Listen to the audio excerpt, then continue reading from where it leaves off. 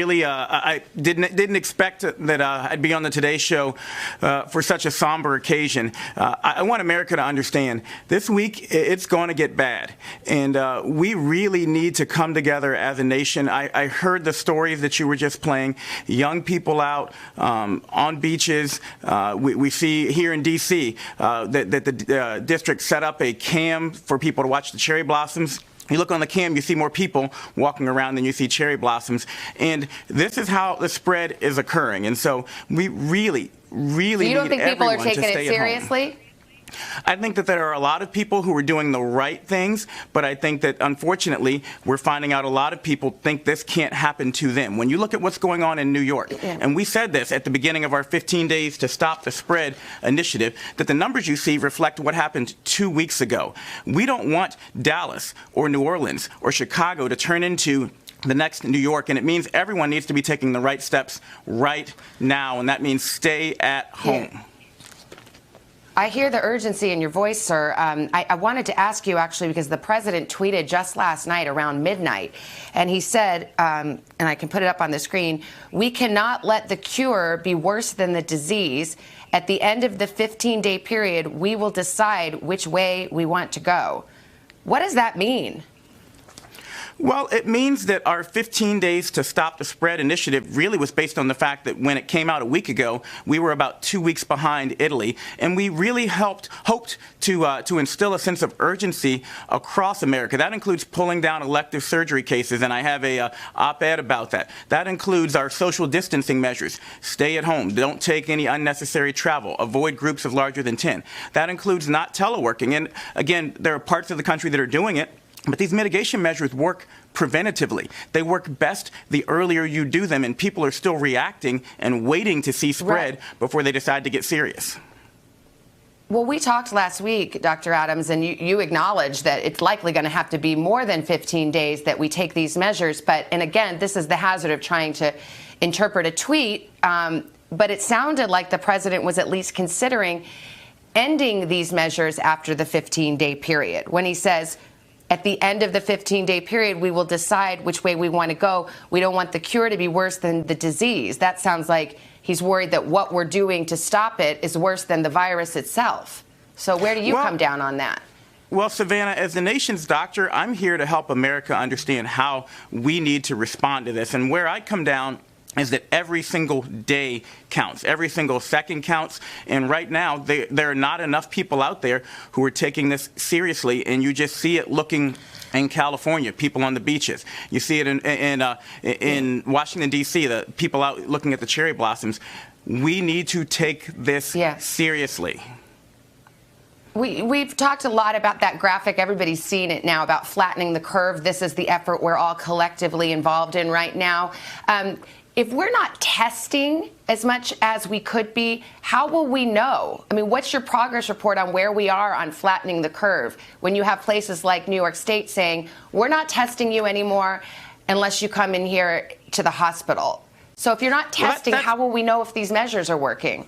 Well, that's a great question, and I had a tweet out yesterday where I pointed out last week, if you look at Monday to Friday, testing increased by tenfold. Testing is definitely significantly increased across the country. Here's the problem. We aren't testing the people who are at highest risk right now, and it's why yesterday you heard the vice president say, and you heard me say, that we need to make sure we're prioritizing testing for our healthcare workers. We need to take care of the people who take care of the people, for people in hospitals, and for people who are at highest risk right now. But as Tony Fauci has said many times, and people have heard me say this too, everyone needs to act as if they have the virus right now. So test or no test, we need you to understand you could be spreading it to someone else, or you could be getting it from someone else. Stay at home. In New York, the governor, New York's the place where they have the most cases right now in this country, said more than half the cases they have right now, 53%, were actually young people between the ages of 18 and 49, which, of course, is very different than the earlier understandings of this virus. Are young people more at risk than previously thought? Well, so far the demography definitely seems to be very different in the United States versus in other countries that saw this hit earlier. And we're looking into that. There are theories that it could be because we know we have a higher proportion of people in the United States and also in Italy who vape. We don't know if that's the only cause, but it's important for young people to know you can get this disease. You can be hospitalized from this disease. You can die from this disease. But most importantly, you can spread it to your loved ones. And so we need you to really lean in. It's why I reached out, and I want to give a shout out to Kylie Jenner, who stepped up last week and sent out a message. My daughter and my son said, "Dad, make sure you call out Lauren Gray, and I believe it's Roman Atwood, making sure we're really reaching out to these social media influencers who don't listen to the Surgeon General, who don't go to surgeongeneral.com, but are on YouTube and TikTok and need to understand, hey, this is serious and this includes you." Yeah, I hope we're getting the message out. Doctors, nurses, and hospital staff have a message, too. They are begging for protective equipment. So far, the president has resisted invoking the Defense Production Act. He's activated it, but he's not using it yet. He's resisted that. He's not sure that's the right thing to do. From where you stand as a medical professional yourself, if doctors and nurses are begging for these kinds of equipment, is it time to ask companies, not ask, tell companies to start helping in the manufacture of this life-saving equipment?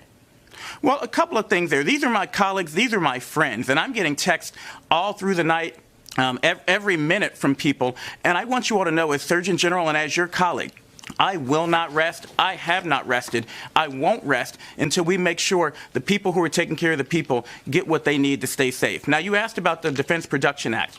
Here's the thing that people don't understand. You don't need to compel someone to do something they are already doing. We talked to 3M, we talked to Honeywell, and they are at max production. We're working with Haynes. We never would have thought, if you'd invoked the Defense Production Act, to go to a Haynes. And so we're really relying on people to do what they're doing, but you don't need to compel people to do what they're already doing. But the other important point is that we're not going to ventilate our way out of this problem. We're not going to treat our way out of this problem. The way you stop the spread of an infectious disease like this is with mitigation measures and preventing people from getting it in the first place. And so while we are focusing on supply, we also need to focus on driving down demand this week. We need more people talking about, hey, stay at home. Yeah. All right. Dr. Jerome Adams, thank you so much. I would mention that organizations like the American Hospital Association are asking for the Defense Production Act to be invoked. So we'll see where that all shakes out this week. Thank you. We're making sure supplies are available. If you're healthy, you still can go out and donate blood. Don't forget that. Yes, always a good reminder, sir. Thank you so much in these busy times. Appreciate your time this